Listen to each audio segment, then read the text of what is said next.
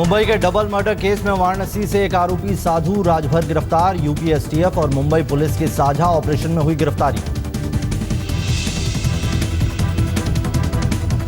आरोपी के पास से हेमा और हरीश भंबानी के एटीएम कार्ड भी बरामद। आरोपी ने कबूला गुनाह।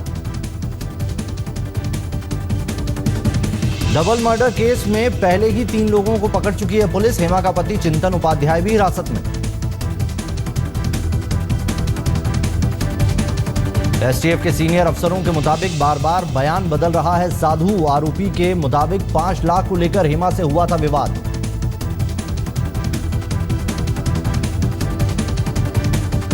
शीना बोरा मर्डर केस में पीटर मुखर्जी की न्यायिक हिरासत बढ़ी। 28 दिसंबर तक जेल में रहेंगे पीटर।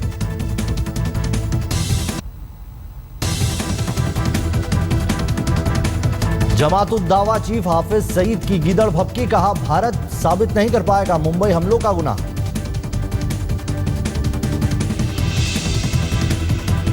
हाफिज ने भारत के खिलाफ जहर उगलने वाला वीडियो ट्विटर पर किया शेयर। कहा, पाकिस्तान ने नहीं दिया सुषमा को जवाब। कोल्हापुर में सीपीआई नेता गोविंद पानसरे हत्याकांड में पुलिस ने दाखिल की चार्जशीट। सनातन संस्था के साधक समीर गायकवाड़ हैं आरोपी। 77 लोगों से पूछताछ के बाद चार्जशीट। महाराष्ट्र के चंद्रपुर में पुलिस और जनता की अनोखी मुहिम। प्रदूषण रोकने के लिए सोमवार को गाड़ी की बजाय साइकिल चलाने का फैसला।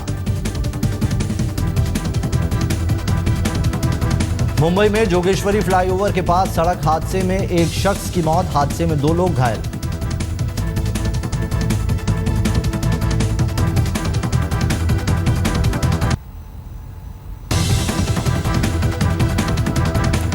मुंबई के अंबोली में सेक्स रैकेट का भंडाफोड़। पुलिस ने 6 लड़कियों समेत 12 लोगों को किया गिरफ्तार।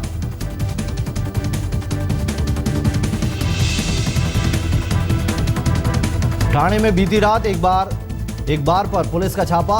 46 बार बालाओं को हिरासत में लिया गया। ठाणे में देर रात नशे में धुत 3 युवकों ने ड्यूटी पर तैनात पुलिसकर्मी पर किया हमला। पूरी वारदात सीसीटीवी में हुई कैद। बोरीवली से ठाणे जा रही सेमी लग्जरी बस में आग से अफरा तफरी। ड्राइवर और कंडक्टर की सूझबूझ से सभी यात्री सुरक्षित बाहर निकाले गए। मुंबई में मलाड से मालवनी के बीच बना पुल ढहा। 5 लोग घायल।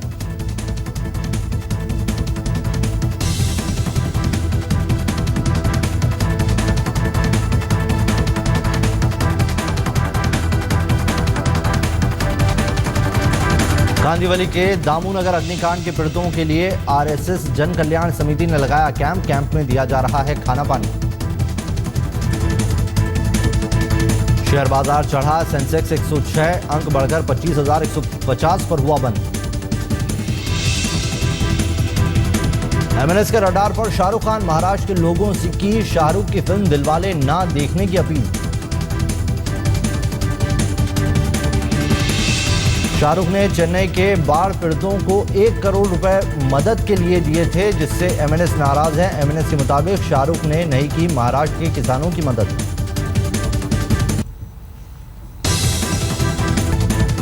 हिट एंड रन मामले में अदालत से बरी होने के बाद पहली बार किसी इवेंट में शामिल होने नवी मुंबई पहुंचे सलमान खान।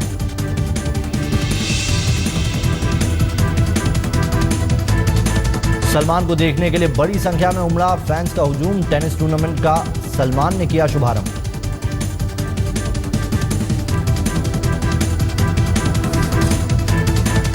पाकिस्तान जेल में दम तोड़ने वाले सरबजीत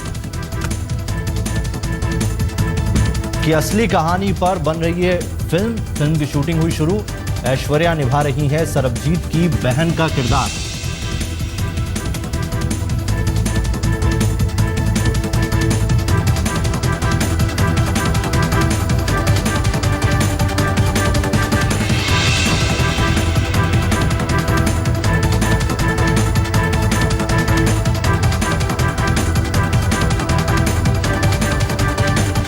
तो चलिए मुंबई मेट्रो में विस्तार से खबरें देखेंगे। मुंबई की मशहूर आर्टिस्ट हेमा उपाध्याय और उनके वकील हरीश भंबानी के मर्डर केस में वाराणसी से साधु राजभर नामक आरोपी को गिरफ्तार किया गया है। पुलिस के मुताबिक राजभर ने कबूल कर लिया है कि उसने ही हेमा और हरीश की गला घोंटकर हत्या की थी। मुंबई को दहलाने वाले डबल मर्डर केस के तार वहां से सैकड़ों मील दूर वाराणसी से जुड़ गए हैं। मशहूर आर्टिस्ट हेमा उपाध्याय और उनके वकील हरीश भंबानी के मर्डर केस में वाराणसी से साधु राजभर नामक आरोपी को गिरफ्तार किया गया है। राजभर को यूपी एसटीएफ और मुंबई पुलिस ने साझा अभियान में पकड़ा है। उसे वाराणसी के कबीरामपुर पेट्रोल पंप से दोपहर 1:30 बजे पकड़ा गया। बताया जाता है कि वो वाराणसी के बड़ा गांव इलाके का रहने वाला है। सूत्रों के मुताबिक उसने गला घोंटकर दोनों को मारने का जुर्म कबूल किया है। सामने वाला बोले, सेठ जी बोले उनके साथ थोड़ा वो हाथ बटा। कौन सेठ जी? नाम? विद्या भाई राजभर। गौरतलब है कि रविवार को मुंबई के कांदीवली इलाके के एक नाले से कार्टन में हेमा और हरीश का शव मिला था। दोनों शुक्रवार से लापता थे। बॉडी को बॉक्स के अंदर पूरा पैक किया गया था। जेंट्स अलग लेडीज अलग पूरा पैक करके ऊपर से टेप मार के, और जेंट्स के मुंह पे पूरी तरह से और आंखों पे पट्टी, मुंह पे पट्टी, पैर सेलो टेप से।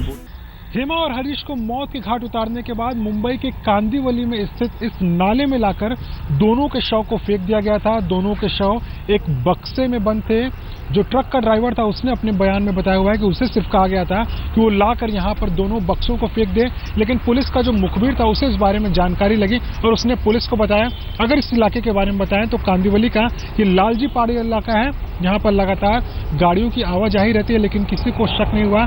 लेकिन एक स्वीपर था, उसे जब वो बक्सा दिखा तो उसने पुलिस को जानकारी दी और जब बक्सा खोला गया तो उसमें से हेमा और हरीश के शव बरामद हुए।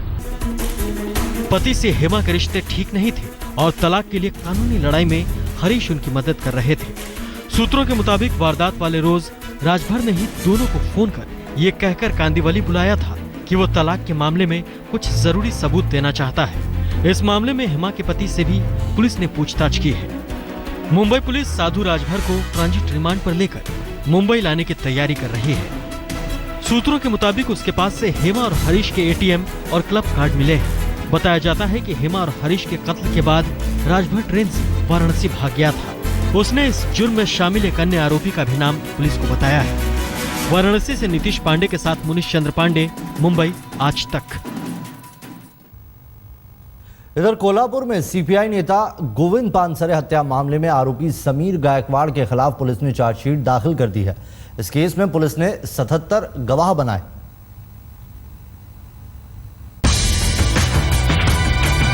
सनातन संस्था के साधक समीर गायकवाड़ के खिलाफ पुलिस ने आज 392 पन्नों की चार्जशीट कोर्ट में दाखिल की।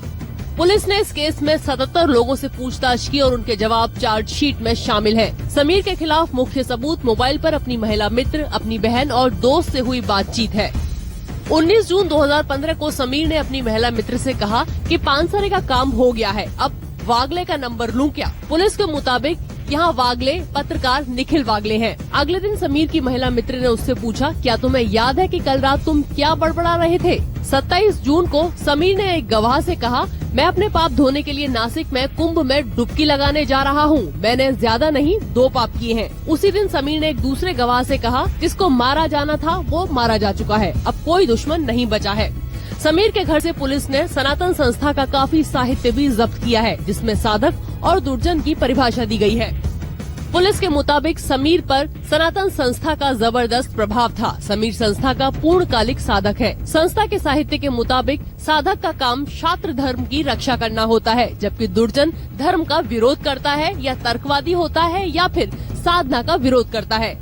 समीर के घर से जब्त किए गए सनातन संस्था के साहित्य में दुर्जनों को रास्ते पर लाने के उपाय भी बताए गए हैं और जो बहुत ज्यादा दुर्जन यानी धर्म का विरोधी हो उसे मारने तक की बात लिखी है।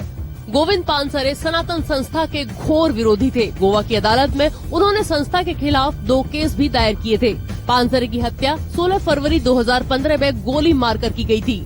समीर गायकवाड़ कोल्हापुर के कलंबा जेल में 18 दिसंबर तक न्यायिक हिरासत में है। कोल्हापुर से दीपक सूर्यवंशी के साथ आज तक ब्यूरो।